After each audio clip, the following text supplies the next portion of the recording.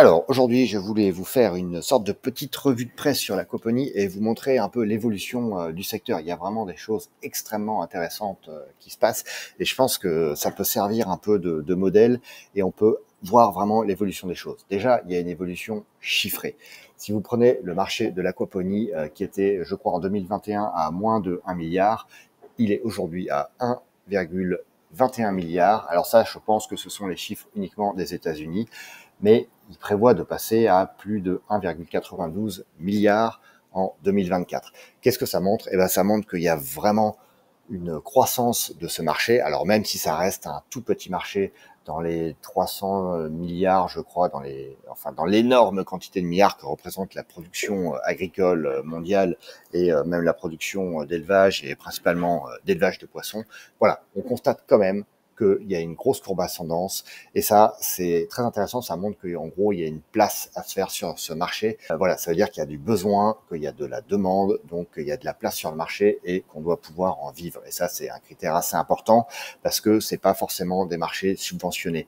Et en gros, moi, l'idée, c'est que ça ne se termine pas comme ça s'est terminé avec nos amis agriculteurs qui sont dans des métiers passion qu'ils adorent, mais qui malheureusement aujourd'hui n'en vivent plus et sont obligés de vivre de subventions qui ont été un peu fonctionnalisées. Et ce n'est pas trop ce qu'on voit dans l'aquaponie, c'est là où ça reste un secteur particulièrement intéressant. On en vient à ce deuxième article qui nous montre que les systèmes RAS sont moins rentables que l'aquaponie. Les systèmes RAS, c'est quoi? C'est des systèmes de Recirculating Aquaculture System. C'est des systèmes tout simplement qui vont faire comme l'aquaponie, mais qui vont, au lieu de produire des légumes, juste recycler l'eau. Donc c'est déjà pas mal, ça permet une économie de l'eau, mais tout simplement de moins rentable parce que vous n'allez pas produire de légumes. Et cet article montre que juste en produisant des légumes, en fait, vous allez déjà quasiment amortir votre système aquaponique. Et ça, c'est aussi un élément très intéressant et très important à prendre en compte parce que le poisson sera du bénéfice en plus. Donc ça montre qu'on peut vivre correctement de l'aquaponie et ça c'est vraiment quelque chose qui est intéressant. Encore une fois, ça veut dire que ça a un avenir sur le marché. On va arriver au troisième article qui me paraissait intéressant, qui est celui-ci. Les chercheurs de l'université Ben Gurion, les chercheurs israéliens, qui ont développé un système qui permet de faire du biogaz avec les systèmes aquaponiques. En fait, qui va récupérer les bouts des systèmes aquaponiques et en faire des biogaz. Pourquoi c'est intéressant? Ben, ça va toujours un petit peu dans le même sens. Ça veut dire de produire en plus là de l'énergie. Alors l'énergie, soit pour rendre votre système autonome, soit pour produire de l'énergie à côté qui peut servir à quelque chose. De toute façon, l'énergie, c'est quelque chose qui devient maintenant en contraction. Hein. On découvre de moins en moins de forages de pétrole, des choses comme ça. Donc on va rentrer dans des périodes de contraction. Donc là où avant, en fait, on était rentré dans des systèmes d'hyper spécialisation parce qu'on avait une énergie très abondante et pas chère, c'est-à-dire que c'est un peu l'image, vous savez, de l'ouvrier qui visse le même boulon toute la journée. Aujourd'hui, on perd ça, d'avoir une énergie qui est moins présente et moins disponible et à un prix plus élevé, va obliger et favoriser la création de systèmes qui soient plus autonomes, plus résilients et qui sauvegardent le maximum l'énergie. Voilà, avant on s'en fichait.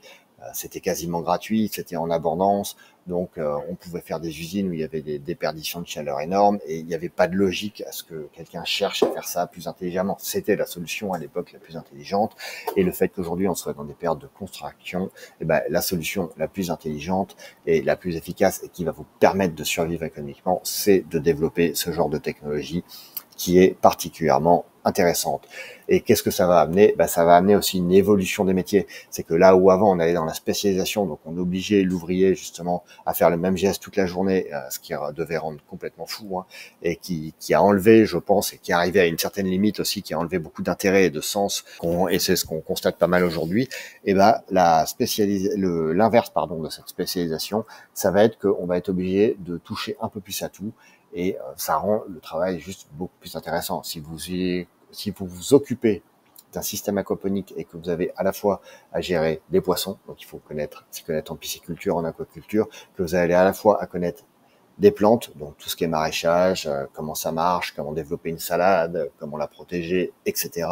Et qu'en plus derrière, vous allez être obligé d'avoir un peu de technique. En plus, vous allez produire du gaz et des choses comme ça, et ben vous allez encore devoir acquérir des nouvelles compétences dedans. Donc ça donne un intérêt largement supérieur au métier, plus une bonne rentabilité, c'est-à-dire qu'on peut avoir des métiers en somme plus intéressants plus rentable, il est vraiment de votre intérêt de vous lancer chez vous pour voir déjà comment ça marche, pour comprendre comment ça marche et vous dire que peut-être c'est quelque chose qui vous amènera à un métier derrière qui peut être vraiment un métier passion et qui vous permettra de vous faire vivre. C'est à vous.